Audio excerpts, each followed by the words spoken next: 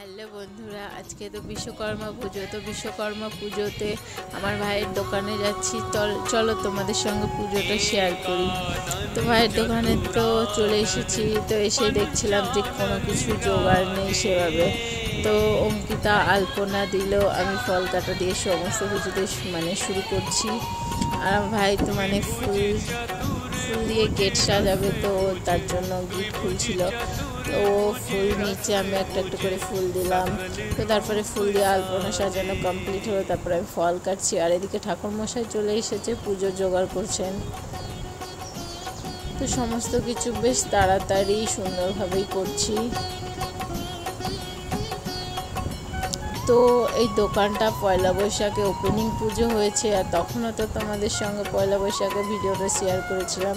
আর এটা হচ্ছে বিশ্বকর্মা পুজো। এই বিশ্বকর্মা পুজো তো এবার থেকে এই দোকানে প্রতি বছরেই হবে, আর তোমাদের সঙ্গে শেয়ার করব।